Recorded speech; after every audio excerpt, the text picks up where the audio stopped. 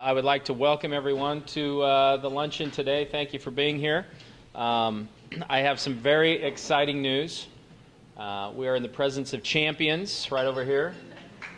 Schott, Ariana Cooley. Portland State women's soccer team won the Big Sky Conference Championship last weekend with a pair of victories. Still have one more match to play before the Big Sky Conference soccer tournament, which Portland State will be hosting, and we have not officially confirmed the dates, but we believe it will be Thursday, November 7th and Saturday, November 9th, but we will fill you in on more details about that later. Go to govikes.com for all that information. We will talk soccer in a few moments. Just want to remind you that this Saturday, Portland State football is at home, back home finally after a month, hosting the University of North Dakota, and really looking forward to that. This will be the first of 3 out of the next 4 at home, so several home games coming up, and expect the Vikings to get things going and get some victories here at home as we go. Also this Saturday, it is the Turkey Bowl. I think probably everybody here has tickets, but when you go through the gate and show them your paid admission ticket, you will get a voucher for a free Butterball turkey. I would like to ask you to invite your friends. Let everyone know about that. It'll be a great promotion this Saturday. It is the Turkey Bowl. So while we're talking football, because he has to get back to football practice, we'll go right away to our head football coach, Nigel Burton, and he will preview this week's football game. Nigel Burton.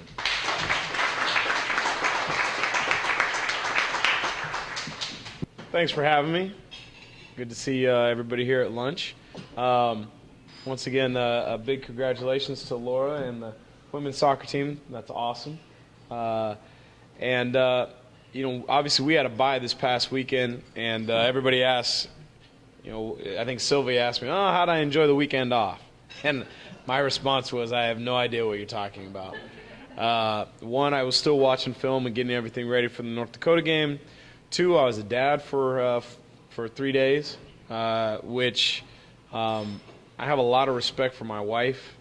And now that we have 2 little ones that are now starting to do their own thing, before it was 1 little one and the other was in diapers, and now I've got 2 that have got to go here and there. So we had 2 soccer practices, 2 soccer games, football practice, football games, birthday parties, still had to mow the lawn.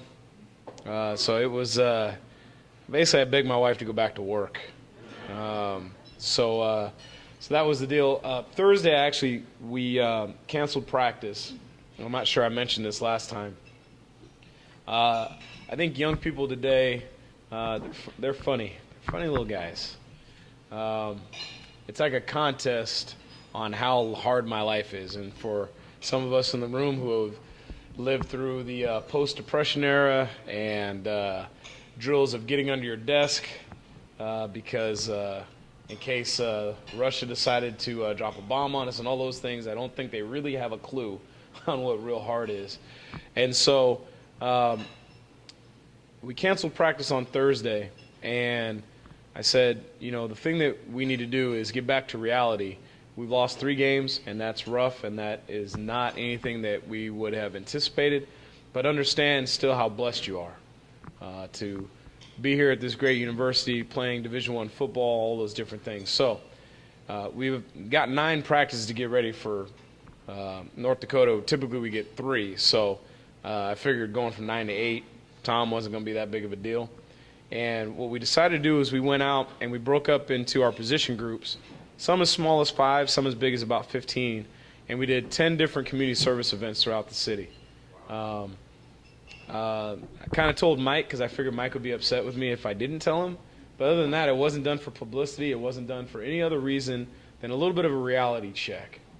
Losing 3 games is rough, but we got a lot of tough people in the room. But there's people out there who don't have roofs over their heads and don't have meals to eat. And they can't see and they can't walk, and they need assistance just to use the restroom. I don't think your life is that rough, that you got to go to a 2-hour practice in class. So get a little perspective. So we went out and we did those things. We went to Marysville School, We went, which burnt down a couple years ago. We started off the Wednesday night. I took the defensive backs and we did an event with Eric Selden. I don't know if you remember that name. Played receiver here. Works with the Northwest Association for Blind Athletes. And they came over and we did a game called Goal Ball, in which visually impaired people play. They all have blindfolds because there's certain levels of visual impairment. And they kind of sat down and they talked with us about, some of their things in life and what they do. And so it's a game where it's kind of a 10-yard by 5-yard box, and there's string. You go on a basketball court, and there's string that they tape down to the floor so you kind of know where you're going. And everybody's blindfolded. And they put this pretty heavy ball now. It's about 3 to 5 pounds, and it's got a bell in it. And you've got to mark. You can't just huck it across the floor. I mean, you got to roll it, but I use the word roll loosely because that sucker's humming, okay? And the guys lay out, and you got to block it. And it was a pretty good exercise. And I brought my son because it's important to my wife and I that he understands how blessed he is as well. And so he decided to jump in. And it was all good but I was smart, I thought, right? I'm not going to blindfold my son because that's just an accident waiting to happen. He's 7. So this ball is going back and forth, and I let him not have the blindfold on. So all of a sudden, without fail, one of the guys fires that ball his way. Now, my son's got pretty good hands now for a 7-year-old. He can catch, and he's a quarterback on his team. He does all the deal. And that ball's coming at him, and he's stretched out, and I'm thinking to myself, all right, Jace, you got it. Put your hands in front of your face, Jace. Oh, my God, he's not going to do it. That ball hit him square in the face. Oh, come on. He's tough, right? He lived through it. He didn't die. He got a pretty good cherry on his face. He didn't cry. And but it was one of those moments where at that moment I became truly scared because I thought, what's going to happen when his mother sees him? And she's going to look at me, and I may sleep on the couch for a couple days. So that was that. And we had a young man, Xavier Coleman, who is from Jesuit High School. He had a heart condition and had to get heart surgery while he was in high school. So they got to be a little careful about taking blows to the chest. So he's like, I don't know if I can play, coach, my heart deal. I said, dude, my 7-year-old just took this ball off his face and he didn't cry. I think you'll be okay. So come on in. And but it was pretty good because afterwards talking to the fellas, it gave them a perspective of, and that was just one of the events. It gave them a perspective of what it's like not to have their sight and how much they rely on that. And they were talking like, but we did have the string, that kind of told us what. I said, yeah, that's true. I said, what string do those people have in life? What string do they have that takes them from one building to another or this room to that? What string do they have? And it really resonated with them that, these are some things that, and in the end, the people who were there, they don't roll up in the fetal position. They don't cry about their situation. They adapt. And you figure out ways to not just persevere, but to excel.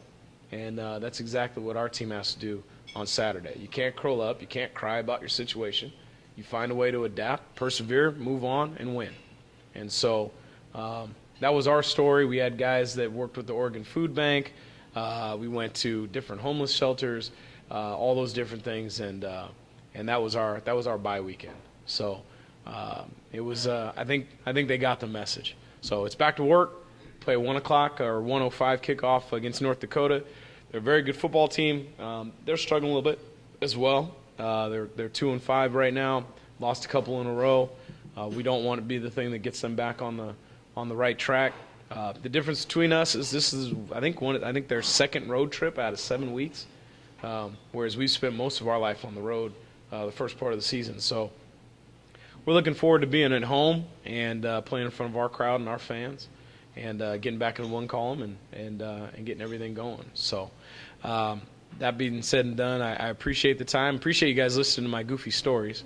But if you have any questions. And I saw the news report of your football players had a soup kitchen giving out food. It was a very positive story for both Portland State and your football team, and it didn't look like it was done for publicity. No. Matter of fact, I tried to shun. The parameters I gave on that deal was I didn't want any more football camps. I really didn't want anything with kids, because kids see the big guys and their jerseys and all that stuff, and I think it actually feeds those guys' egos a little bit. I wanted that thing to be with some guy who's looking across, just seeing another guy, and doesn't care what you do, what you're about, how many touchdowns you scored, don't even know your name. It's just one of those things of they appreciate the fact you're there to help them. And what, and selfishly, it was really for us what we could get out of it more than anything. And I think it's one of those lessons that you learn, the guys get wrapped up in sometimes the wrong things.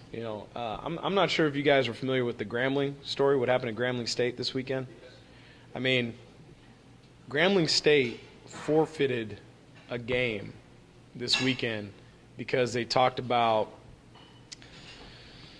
mistreatment of players, but more importantly, it talked about their facilities.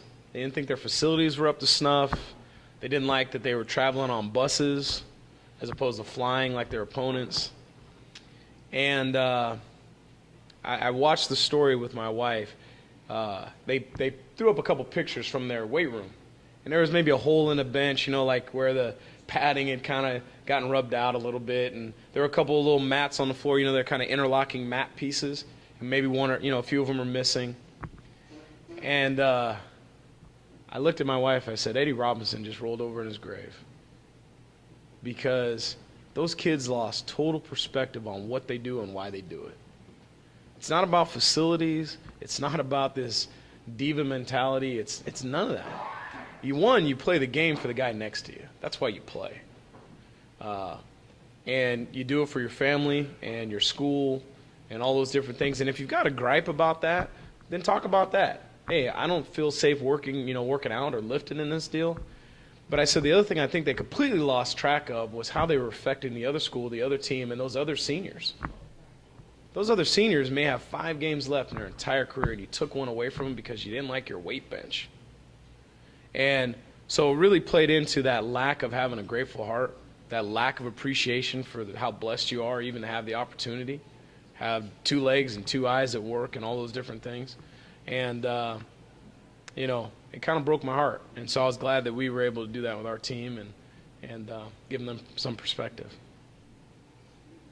Thanks for bringing up about Grambling. I used to live for 8 years 5 miles from Grambling. So I'm very familiar with it. They have pretty good facilities. Yeah. Really surprising. They also have nice buses and things like that. But my question is, what's happening in the Big Sky? Who are the teams that are the ones that you think are going to be the top 2 in the league? We should be out there. Well, and we've, to be honest with you, we played well enough to win. We just haven't finished games, which, geez, if we write finish on anything else, I'm going to have to get a tattoo on my forehead. And we got it on their bags, it signs in the office, all these different things. And, shoot, it's a process. And we got to stop killing ourselves with turnovers. That's the biggest thing. We get that thing fixed. But our conference is so up and down.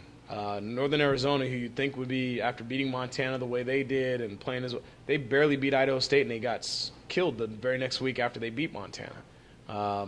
You look at Idaho State's improving. Montana State barely beat Weber, who had only won 1 game all year.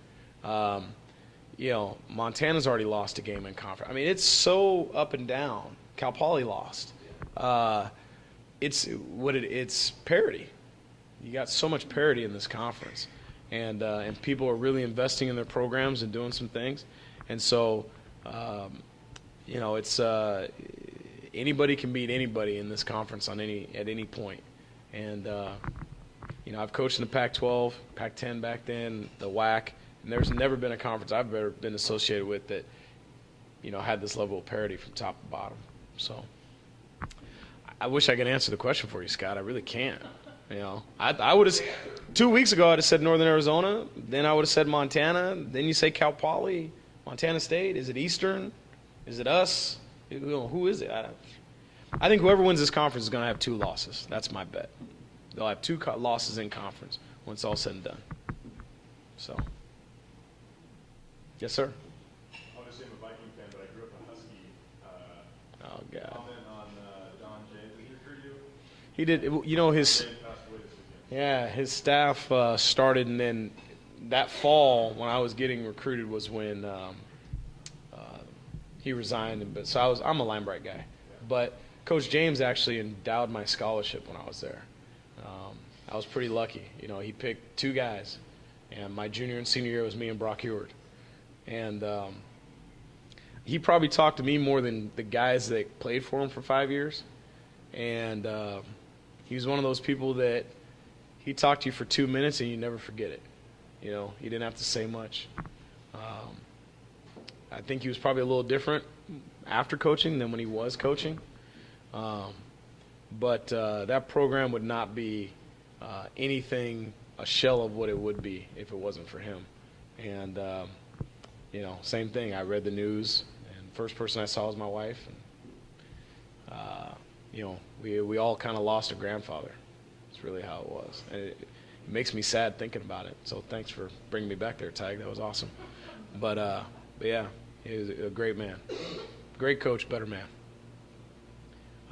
Anything else? All right. My plan is next Monday when I see you guys, way big smiles on our faces. A little bit of relax, everybody chill. We're not worried about forums. Not worried about any of that stuff. And what's funny is how when you start winning, magically those forums start disappearing. You know, next thing you know, it's about, hey, and that's how it goes. It's the life we live. But I'm going to be excited. I'm going to be excited for this run that we're going to make. We kind of made it through the treacherous part of our season. We're getting healthy again. And now it's time to make that last run and see if we can get in the third season. So I appreciate you all being here, and go Vikes.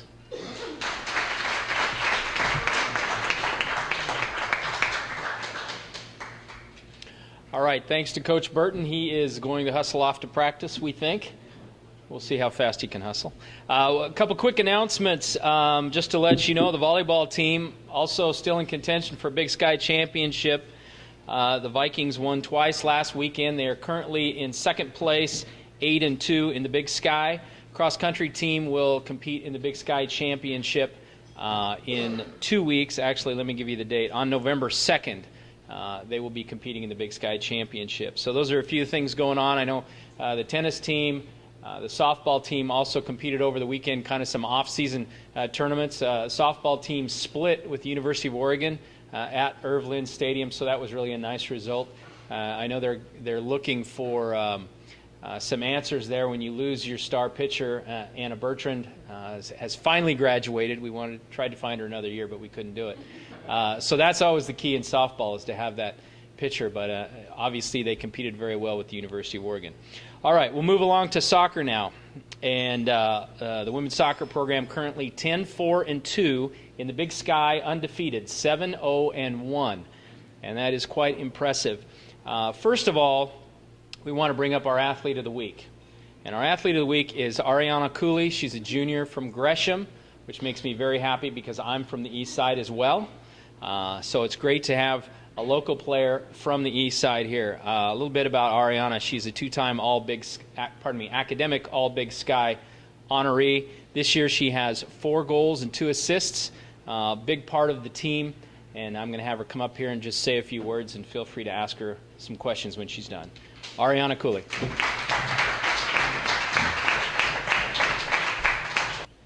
Hi, I'm Ariana, and this year has been really great. It's probably the best year I've had so far here at Portland State. And I'm currently the captain, and I'm a junior, and it's really rewarding to have a team that all they want to do is win, and all they want to do is just do their best and really go for it. And as he said, like, our record's really good, and we want to just keep going with it. We're not done yet, and we haven't reached our final goal, which is 1-64, so we want to get to that national level and get in that 64 seed so that we can keep winning and just keep going. And we do, even though we have won the conference, we have Sacramento to beat on Friday, so we're still going at it.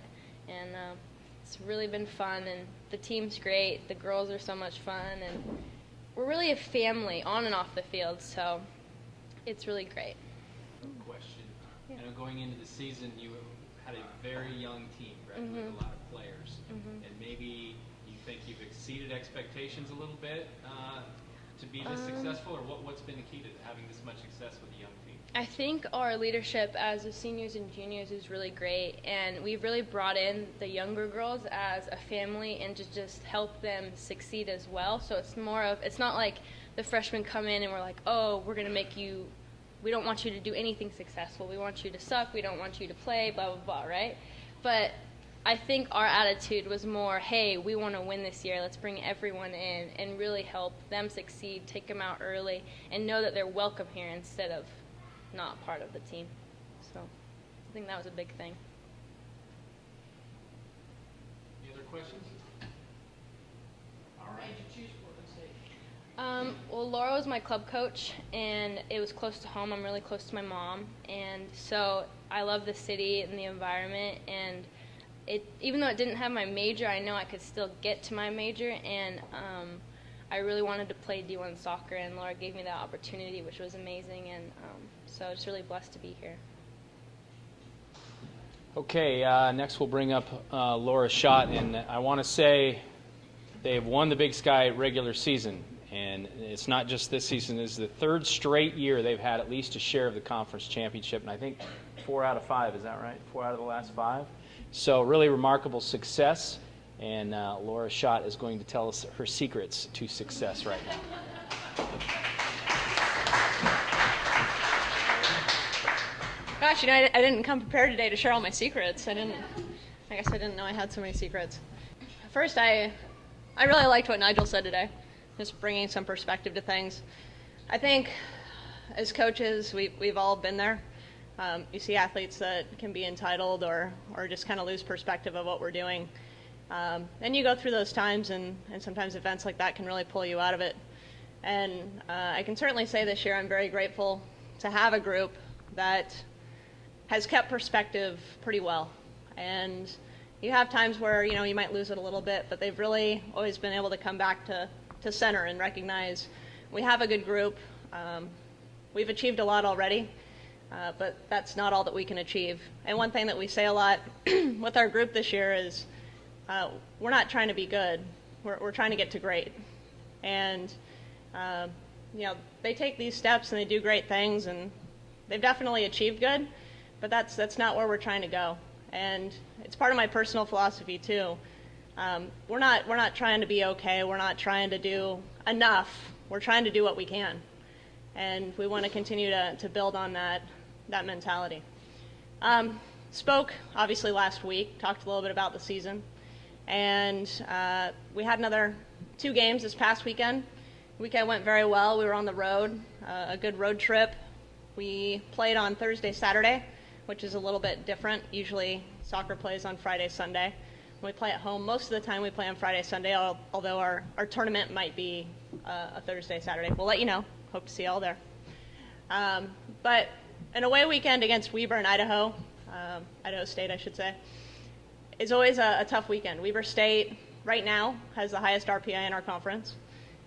They are one of the teams that we're favored to do well this year, and they have a good group. And to go in and win that game 3-1 quite convincingly and do very well on the road was huge. And to follow it up Saturday against Idaho State on their senior day, where they have a lot of energy and very different place to play, but also can be very difficult, and get out with the 1-0 victory after we were hammering them. I mean, to be honest, soccer is one of those sports where, it's not basketball or football where, it might end up being 45-40.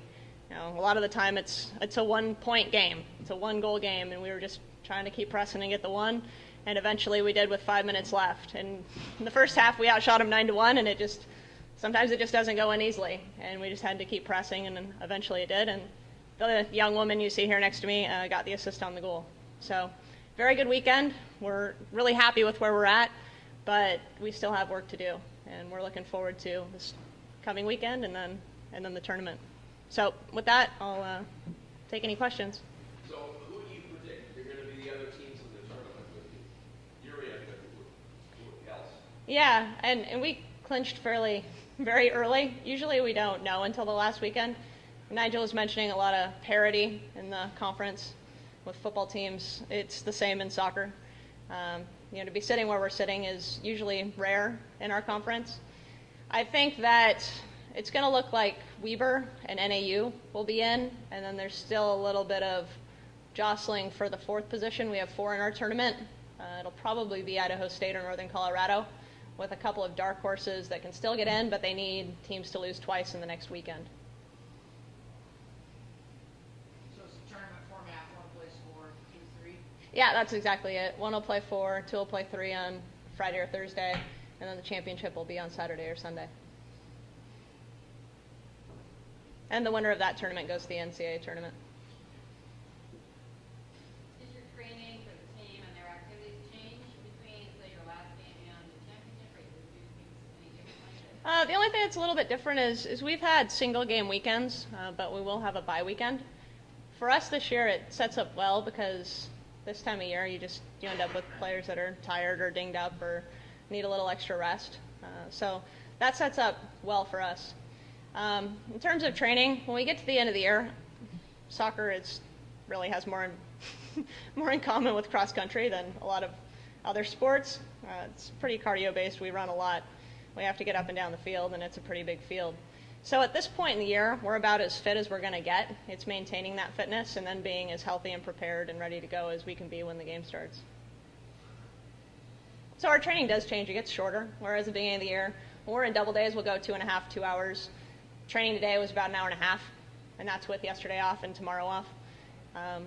We just need to stay sharp.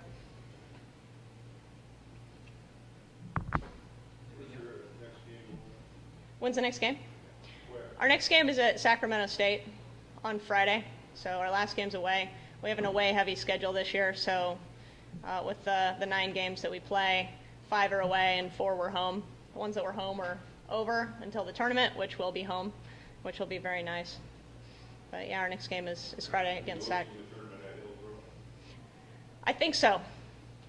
We're still looking at it, both the dates and the location and the times. I guess there's 3 things we're still looking at. But yeah, that should be sorted out in the next day or 2. Good. All right, thanks a lot.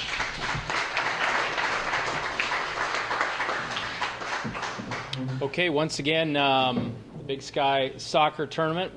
For details, go to go to GoVikes.com. We remind you again, football team home this Saturday, volleyball on the road, soccer on the road. So come out and come to the Turkey Bowl.